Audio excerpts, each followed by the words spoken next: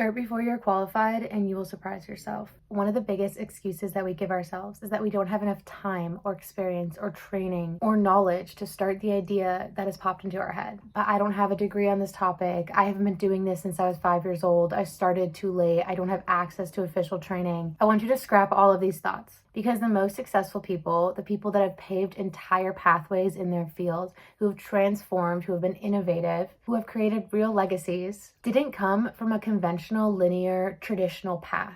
They didn't do everything perfect in their background and line everything up and plan everything perfectly to make sure that they were officially qualified before they did the thing that they were called to do. The fear that we are not qualified stops us from taking action, stops us from starting this new idea that we have. But that feeling of being new and being an imposter is normal and a rite of passage, and you should embrace that, because the best resume is real experience, and that only comes from when you start. So you may be thinking, well, that's easier said than done. Like, who am I to say all these big words, right? They sound good in theory, but how do they actually look in practice? If you don't know anything, you're gonna mess up, you're gonna make these mistakes, you're gonna self-sabotage yourself in this industry, you're not prepared. I understand all those thoughts. Hi, I'm Lily, and I'm obsessed with reaching my highest potential, and I've been on the journey of pursuing my dream life and doing many, many things that I've not been qualified for, and jumping in the deep end. Because I have a growth mindset and I can see that me now is not going to be me in the future, it allows me to do things before I'm ready. I allow myself to be a beginner and enjoy the process of not knowing things. So as someone who is always pushing myself to grow and doing things way outside my comfort zone, here are a couple things that I've done that I've not been officially qualified for before I started. I decided to write a book and pursue publication after not writing for over a decade and not having a degree in writing. Then decided to become a book editor, started editing people's work for free and training with no prior experience in college. As someone who did track in high school and was absolutely horrible at long distance running, I signed up for a 5K. With someone with no official dance experience, I started posting dance covers online and started going to adult classes, and with zero experience, and just threw myself into the water. I barely know how to count my steps in dancing, but I see covers online and I'm like, I'm gonna learn that. I've traveled to countries by myself without knowing the language, just on a whim. I started my own business at 23 with no official business degree or any mentor telling me exactly what to do. Because there's one thing in common with all of this. I decided to start before I was ready, before I had a resume to back myself up with proof. I just threw myself into the deep end, and I ended up not only floating, but swimming. In this video, I'm going to help you first reimagine your definition of what it means to be qualified and why this may be holding you back. And then 2, I'm going to help you rewire your mindset around starting new things. And then I'm going to end with some actionable steps to help you implement moving forward. But disclaimer, obviously, I'm not saying that if you are not trained in a medical procedure, you are going to then help someone in that procedure. What I mean by that is use your discernment, where this advice is relevant to many areas of life, but obviously there are outliers and there are situations where you do need to have a specific experience or degree or certification to do something. That is not what I'm talking about. What does being qualified actually mean? Here are 3 definitions or ways of being qualified that I've seen pretty commonly. The first one is to be qualified is to have official training from an institution or school or program. Number 2, to be qualified is to do something from a young age and do it for a long time. Number 3, to be qualified is to have excessive experience doing the thing. Yet none of these definitions actually guarantee that you are qualified for something, because it is not really something that you can measure. I bet you've gotten a degree in a certain topic, but if you were to be asked a certain question that you might not know the answer to, or you started a hobby a long time ago, and even though you're not an expert, you feel the stamp of approval because you've just been doing it for so long. But the final option of having excessive experience guarantees that you have real-time practice in this field. A lot of times in society, we feel like we need these big statements that almost feel like armor to us feeling qualified for something. Like, oh, I studied this subject, I have this degree, I spent 5 years studying this, I've been doing this since I was 5 years old. These statements make us feel ready. It validates us that we actually are prepared and we are ready for this. But if you're waiting for external proof like a job title or a degree, then that may be holding you back. We live in a very resume-oriented society. I bet you've heard the term, well, it'll look good on my resume.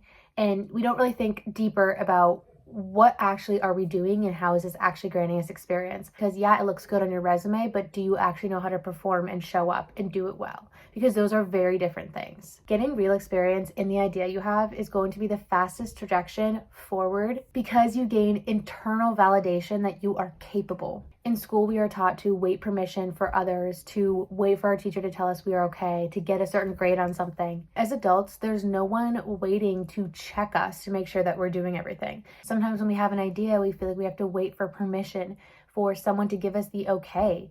But as I've grown into adulthood, and as many of you have probably as well, you start to realize that no one really knows what they're doing, and it's kind of a huge land of people just throwing things at the wall and seeing if they stick. Once you take the shift that being qualified is less about the external validation and more about your internal confidence, that is when you can really start reworking your mindset on how to actually start and gain that real experience so then you actually feel qualified. I find people are really scared to be beginners.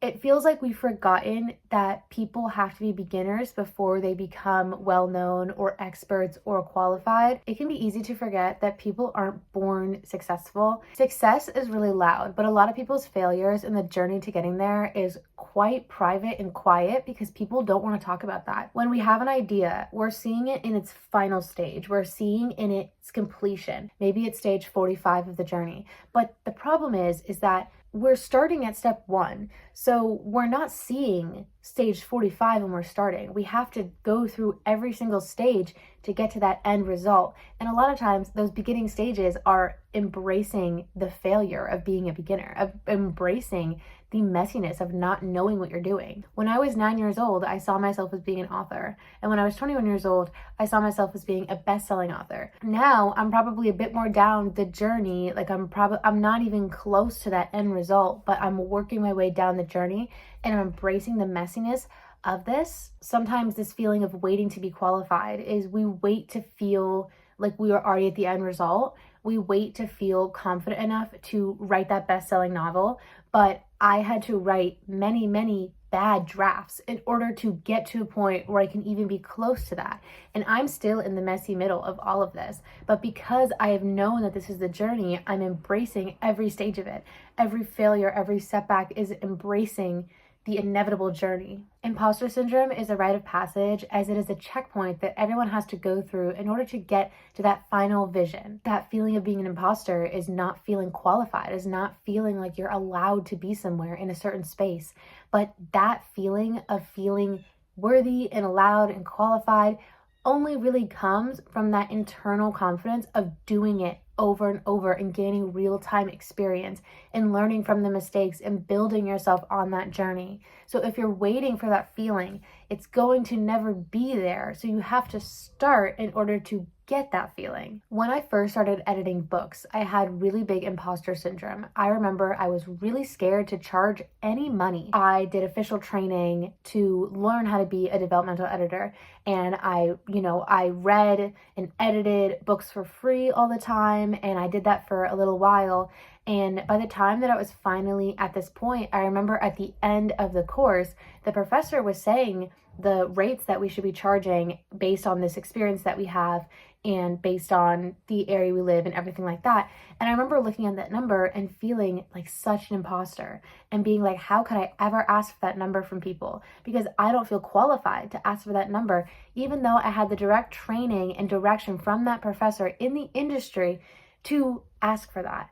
So that's that thing, is like, even if we're looking for these external validations to feel like we're qualified, sometimes those things don't even feel like we're qualified, because the only way to truly feel qualified is to have that internal confidence within yourself from doing it over and over. As I started doing more projects and I gained incredible experience and I got amazing testimonials from people, I gained confidence in my own ability to be in this space. So suddenly the certification or the course didn't hold as much weight as my own personal experience, but I had to push through that feeling of feeling like an imposter to get that experience to then feel qualified. Don't shy away from failure, because failure is like a fast pass to success. So think that people that immediately were successful in ideas or had ideas come to fruition were just lucky or innately talented. And anytime that I failed, it was proof that I was not capable. Failure is a rite of passage. It's part of the journey. Talking about before, when we're talking about the final stage that we see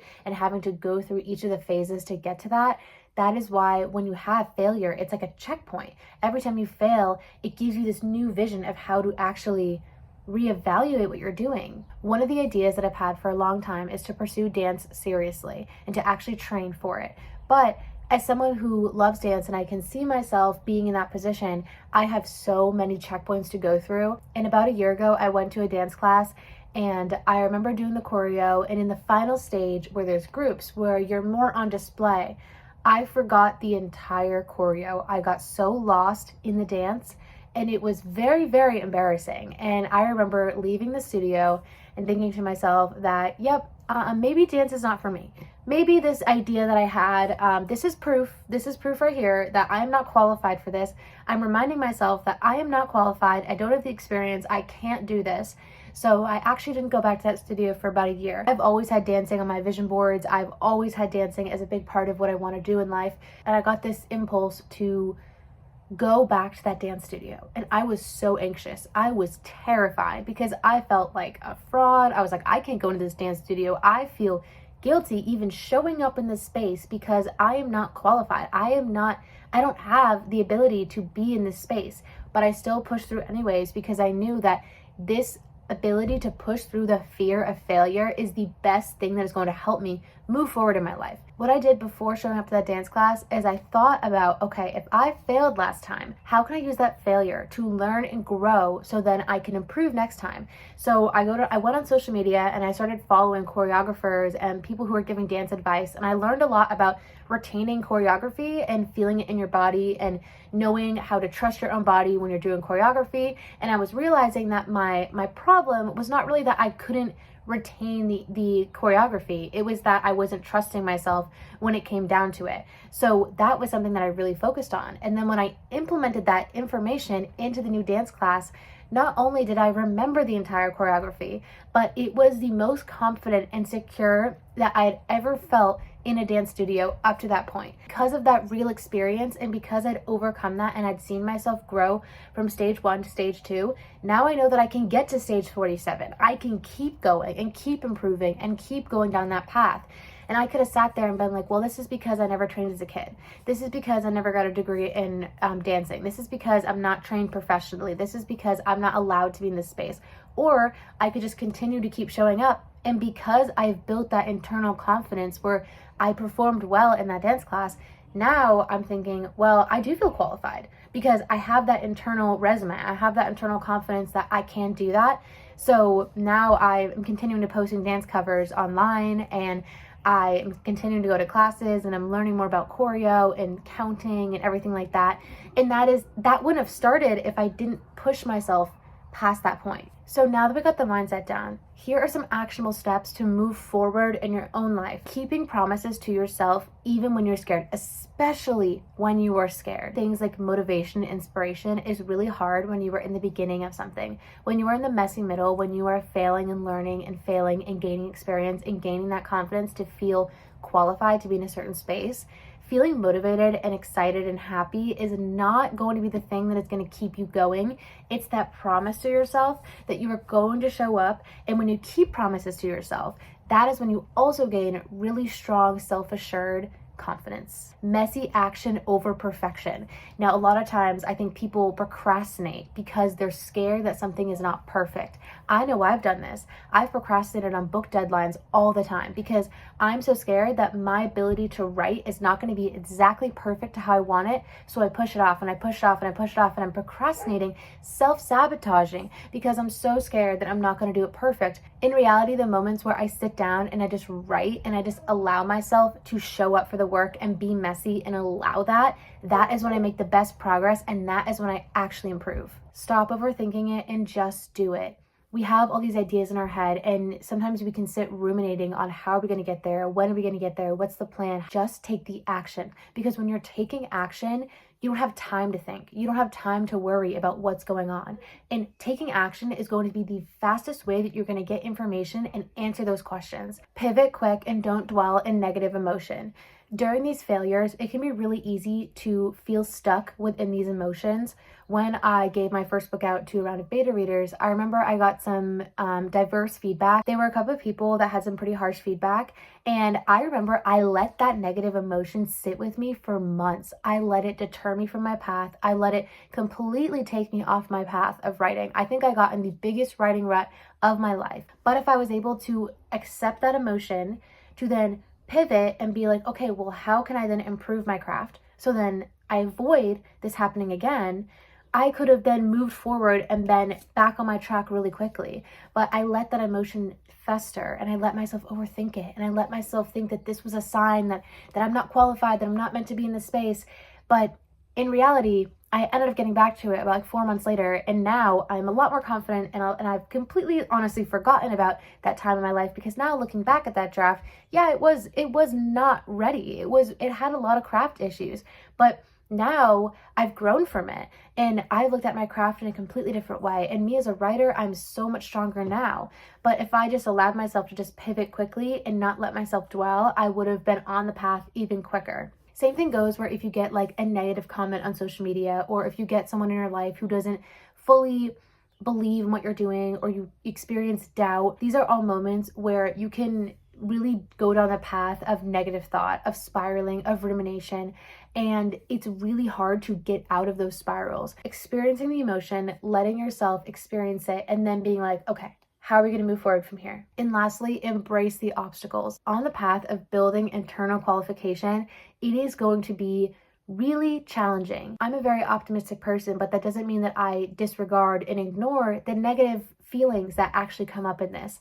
And I've shared a few experiences within this video of times where I had points of failure. The thing is that every time you have an obstacle, every time one of those comes up and then you overcome it, you gain so much freedom. Because I remember when I got that harsh feedback and then I overcame it, I thought to myself, well, now there's no fear in writing, because I've already overcome my fear of harsh feedback. So now that I've overcome that, I'm not scared of it anymore. So I'm so much more free to then pursue writing, because that obstacle is no longer in my way.